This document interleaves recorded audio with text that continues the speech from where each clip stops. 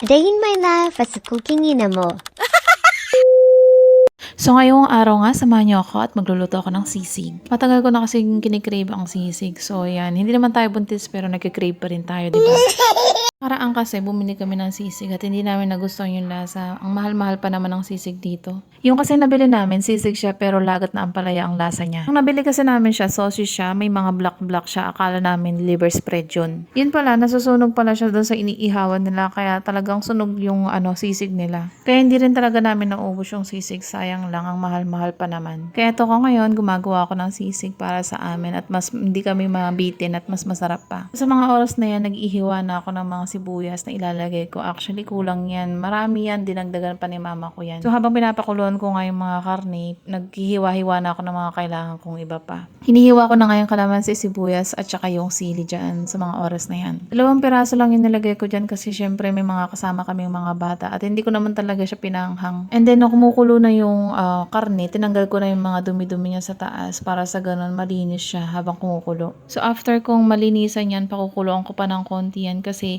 frozen yan, galing yan sa ref namin eh. And then after kumulo, hihiwa-hiwain ko na yan. Kaya kahit mainit pa talagang hiniwa-hiwa ko na kasi darating na yung mga bata sa mga oras na yun ng pananghalian namin yan. Umuusok-usok pa talaga yan nung hinihiwa ko yung mga oras na yan. At nagmamadali talaga ako kasi nga baka patating na yung mga bata at wala pang ulam. So kung napansin nyo kaninang pinakuloan ko siya, hindi ako nakapaglagay talaga ng asin at nakalimutan ko talaga sa pagmamadali ko talaga. Kaya at least na ilagay ko yung laurel at paminta, at least na bumango siya. Taga dyan, titimplahan pa rin naman natin siya ng pampaalat mamaya. Yun ang importante doon. Walang konti yan pero umabot siya ng gabihan namin. Napakarami yan sa amin kasi mahina lang naman talaga kami mag-ulam. Mas malakas kami sa kanin. So yung mga yan, kahit na ginagamitan ko ng tinidor, maya-maya medyo malamig na yan. Kaya na, nagamitan ko pa rin yan ng kamay. So yan, nung hinihiwa ko na yung atay, napansin ko na medyo may mga dugo-dugo pa. Kaya talagang inihaw ko rin talaga yan. Di bali, iihawin pa rin naman talaga yan. Kaya mas maganda talaga na nilalaga muna siya ng maigi and then iihawin siya. At hindi ko lang din naman lahat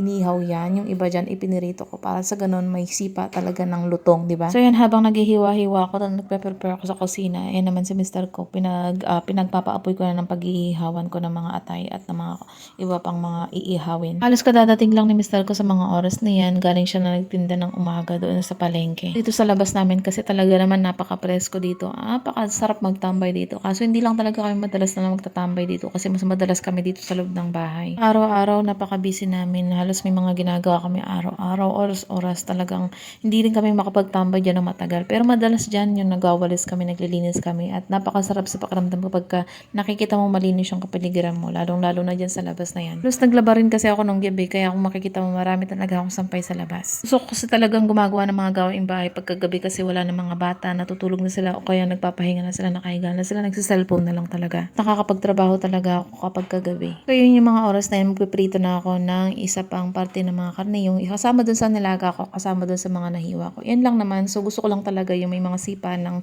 lutong sa kinakain ko. Talaga nakuha ng clip yung pagpiprito o yung paglalagay ko ng mga ipiprito kasi talagang tumatalsik siya. Tumatalsik yung mantika sa akin. So yung mga oras na yan, nabaliktad ko na siya at konti na lang maluluto na yan. Pero medyo nasunog talaga yun yung mga oras na yan kasi talagang naiwanan ko siya, nagpunta lang ako sa labas, pumunta ako, titingnan ko yung mga iniihaw namin. So ayan yung mga piniprito ko. So after kong iprito yan, mag-iihaw naman ako, magsisimula naman na ako mag-ihaw ng mga iniwa-hiwa ko kanina para sa ganun, masarap din talaga yung lasa niya. Ang bango-bango niya nung iihaw namin, kaya ang sarap-sarap lang ng vibe ng paligid namin habang nag-iihaw kami, napaka-presko, ang ganda ng ng panahon ng mga oras na yan. Medyo napagod talaga ako sa mga oras na yan kasi tumatakbo ako dito sa ihawan, pumupunta pa ako doon sa mga piniprito ko. So talaga napagod ako dyan sa mga oras na yan. Pero nagpapatulong din ako kay Mr. ko.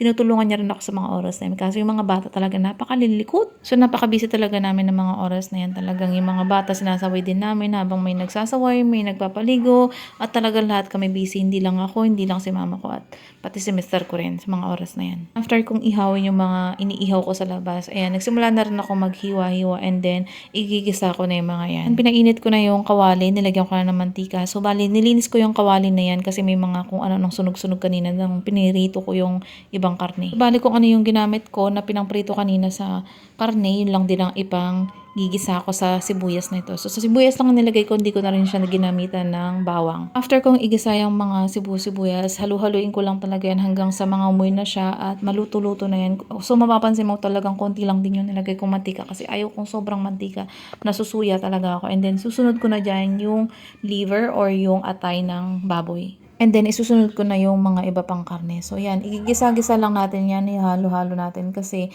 yung iba talagang hindi na nila ginigisa. Tinitimplahan na lang nila. Pero, since lalagyan natin ng bechin yan at ng mga kung ano gusto ko kahit pa paano, maluto pa rin talaga siya. Ang pinang-alat ko dyan is yung patis. Nilagyan ko ng bechin, paminta. Yan. Ano sinabi ko, iba-iba tayo ng way ng pagluluto. So, yan. Sinunod ko na yung paminta at bechin after kong lagyan ng patis. For me kasi is talagang importante sa akin ay maluto yung bechin dyan kasi ayoko naman makain natin yan na hilaw, di ba? Depende na lang talaga sa inyo kung gano'n yung kaalat gusto yung mga pagkain. Pero kami gusto ko yung saktong-sakto lang din, hindi yan sobrang alat kasi mahirap na baka magkasakit kami sa bato. So yan, bali lalagyan ko yan ng mayonnaise. Hindi ko alam kung kampukan na ang tawag dyan o sisig pa rin yan. So pangpalasa lang, gusto ko talagang may sipa pa rin din talaga ng mayonnaise yan. So, napakarami ko ring sibuyas talaga na nailagay dyan kasi talagang dinagdagan pa ni mama ko. Akala ko talaga sobrang dami na nun, pero kulang pa pala yun nung naluto na siya.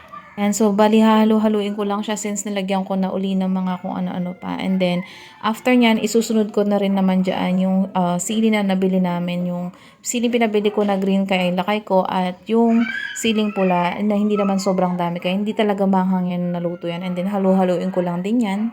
And then after nyan, so medyo patatagalin ko yan dyan sa kalan para sa ganun talagang maluto kung ano man yung mga dapat maluto dyan sa kalan na yan or sa kawali. Gusto ko kasi talagang maluto yung mga seasoning na nalagay ko, lalong-lalo na yung bechin talaga. Gusto ko naluluto yan. Ayoko na hilaw na makakain yan. Lalo na may mga bata kami. And then so yan na yung finished product. So hindi naman talaga yan napakaalat. So saktong-sakto lang siya. Sabi nga ni mama ko is matabang siya. So yan, bali okay naman na siya sa akin. Pero sa mama ko medyo matabang siya. At para sa akin okay naman na yung lasa niya. Hindi naman siya ganun katabang. Sakto lang siya. So yan yung finished product niya. So salamat sa inyong panonood. Buyers!